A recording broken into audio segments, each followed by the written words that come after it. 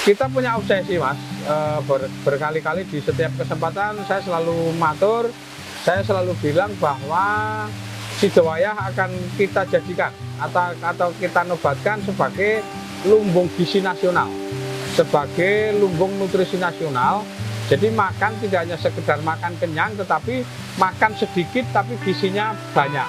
Gizinya mengandung gizi yang luar biasa karena mikroalga ini itu kandungan proteinnya sekitar 70%. Jadi protein nabatinya 70%. Ketika kita makan satu kapsul atau 2 kapsul, itu nilai nutrisinya itu sama dengan 1 kilo buah, 1 kilo jus buah dan sayur.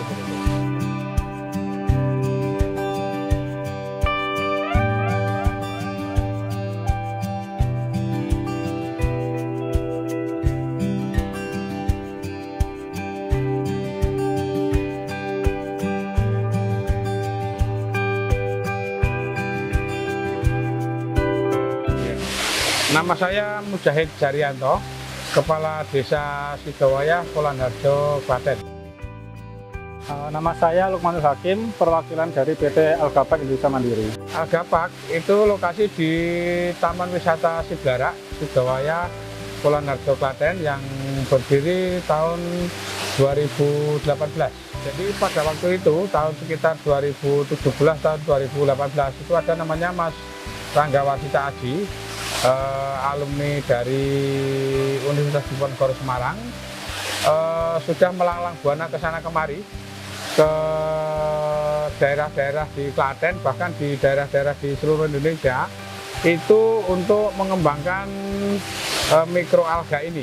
Akan tetapi yang paling cocok itu ternyata di Desa Sidowayah Polanharjo, sehubungan dengan air di Umbul Nganten di Sidowayah Polanharjo Klaten ini pH-nya cocok, suhu udaranya cocok, sinar mataharinya cocok, dan ini sudah dibuktikan oleh Mas Rangga sebagai pencetus dari alga pak ini.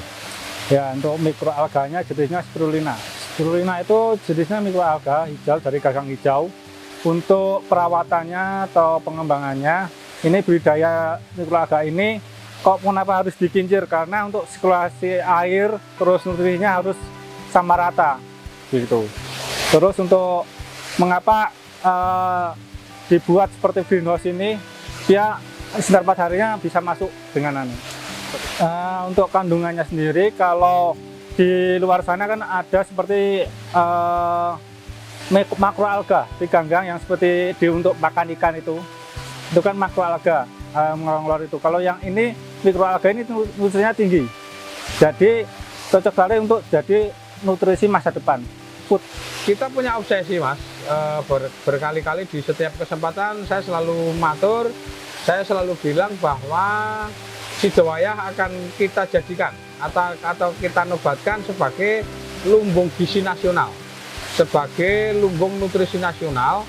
Jadi makan tidak hanya sekedar makan kenyang, tetapi makan sedikit tapi gizinya banyak. Gizinya mengandung gizi yang luar biasa karena mikroalga ini itu kandungan proteinnya sekitar 70%. Jadi protein nabatinya 70%. Ketika kita makan satu kapsul atau 2 kapsul, itu nilai nutrisinya itu sama dengan 1 kilo buah, 1 kilo jus buah dan sayur begitu. Nah, ini justru tanah yang dipakai ini tanah khas desa di Sidowayah.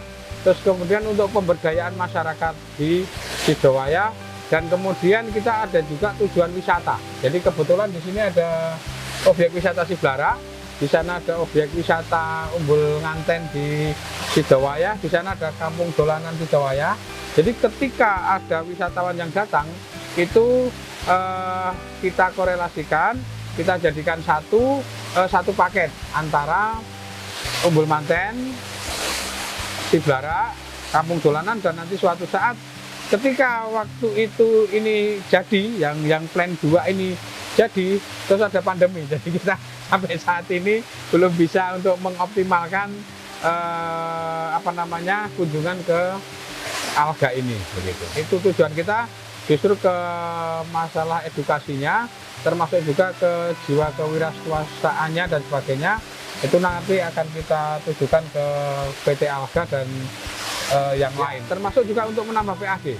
Ini sangat luar biasa sekali, dan produknya itu terutama dari sisi penjualannya itu juga sangat-sangat membantu masyarakat di Sidowayah untuk bisa menambah penghasilan dari penjualan produk dari Alga itu sendiri. Karena tadi saya matur bahwa Alga itu sendiri produknya ada 5, jadi ada Sprintus Blue, Sprintus Gold, terus kemudian mie spirulina, terus kemudian serum, dan kemudian sabun, ada close skin. Nah, ini pupuk cair, ini yang untuk menetralkan pH tanah, Pak. Untuk menetralkan pH tanah, kita sangat prihatin sekali dengan adanya tanah di Klaten. Ini kebanyakan karena selalu memakai pupuk kimia, itu pH-nya hanya berkisar antara 4 sampai 4,5. Dengan 3 kali musim tanam, kita semprot dengan ini, bahkan kita semprot dengan kloten, namanya kloten itu klorofil klaten, itu pH-nya yang kemarin itu sudah menjadi 2 kali kita semprot 2 masa panen, itu sudah bisa menjadi 6,2, dan ini normal. Karena kalau tanpa pakai ini bukan pupuk, akan tetapi untuk penetralan pH tanah, begitu. Jadi kalau tanpa itu tanah di Sidowayah, bahkan di Klaten bahkan, itu akan rusak. Jadi nanti kalau di Klaten itu mungkin kita bisa kerjasama dengan Dinas Pertanian, mungkin dari Ibu Bupati, dari Hadisun, nanti mohon untuk bisa diviralkan kaitannya dengan kloten ini sendiri, karena masyarakat di Klaten 80-90% hidup dalam bidang pertanian. Ini sangat menentukan sekali, sangat mendukung sekali adanya pertanian di Klaten, apalagi di Sidowayah kemarin kedatangan 2 Bapak Menteri sekaligus untuk meresmikan Millennial Smart Farming di Sidowayah. Ya, yang pertama tadi ada Sprintus Gold, Sprintus Blue, itu untuk menjaga stamina, menjaga imun. Jadi untuk pandemi saat ini sangat cocok sekali. Untuk 2 produk ini bisa dikonsumsi untuk semua umur, bisa menjaga imun saat pandemi ini. Jadi itu untuk yang sabun dan serum itu dari Chlorella, bukan spirulina. Jadi nanti pembedakannya itu, Pak. Jadi untuk sabun itu dan serum itu namanya close skin. Untuk yang pupuk cair yang kloten tadi itu dari Chlorella, bukan spirulina. Seperti itu. Dan satu lagi dari mie spirulina, algami, itu dari spirulina. 2. Di sini ada 2 jenis, ya, spirulina dan Chlorella. Yang ini, yang di kolam ini spirulina. Terus yang Chlorella nanti ada di sana, di akuarium. Warnanya agak beda sedikit, juga jenisnya kalau dilihat kasat mata ya sama. Kalau itu spirulina sama Chlorella itu bisa dibedakan dari lihatnya dari mikroskop. Bedanya ya kalau di kolam-kolam itu kan makro alga. Jadi kasat mata diambil gini ya kelihatan kayak ada seperti itu. Kalau di sini ambil ya warnanya hijau, bintik-bintik hijau aja. Sangat Betul. lembut sekali. Lembut sekali. Lihatnya dari mikroskop. Ya, dari kami biasanya kita dipanen, Pak. Panennya kita sedot pakai pompa air, terus kita saring pakai alat itu. Diambil, terus kita tiriskan airnya, terus kita press sedemikian rupa jadi tipis, baru kita oven. Sampai di oven jadi flake seperti keripik-keripik itu. Nanti kita giling, kita haluskan sampai 80 mes, baru bisa dijadikan kapsul. Ya, bahannya seperti yang kita sampaikan tadi. Untuk suhu sama panas juga harus dikontrol setiap hari. Jadi kita ada seperti alatnya seperti itu untuk mengecek suhu, untuk intensitas cahaya juga ada alatnya sendiri. Jadi setiap hari kita kontrol dari operator seperti itu. Dulu kan awalnya dari kolam 1, kita pecahkan, ambil separuh, masukkan ke kolam 2, kita kasih air, kita budaya lagi, langsung kita pecahkan lagi jadi 3 kolam, 4 kolam, dan seterusnya seperti itu. Kalau panennya sekitar 1 kali panen itu 5 hari baru bisa dipanen. Kita ada timer. Jadi mungkin kalau dari operator sampai 1-2 jam. Nanti mati, nanti hidup lagi seperti itu. Sehari sekitar 6 kali sampai 7 kali. Itu cuma pemecah sih, Pak, sebenarnya, Pak. Pemecah ombak. dari kincir ini kan kalau nggak dipecah cuma gembah itu. Ya, jadi biar bisa menyeluruh ke kolam seperti itu. Ya kita jadwalkan panennya.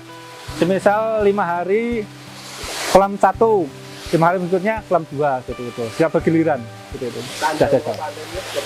Nah, itu ada alatnya juga, Pak. Alatnya juga nanti kita ambil sampel. Wah, ini sudah selnya udah besar nih. Sudah harusnya dipanen. Nah, kita panen seperti itu. Ada alat sendiri.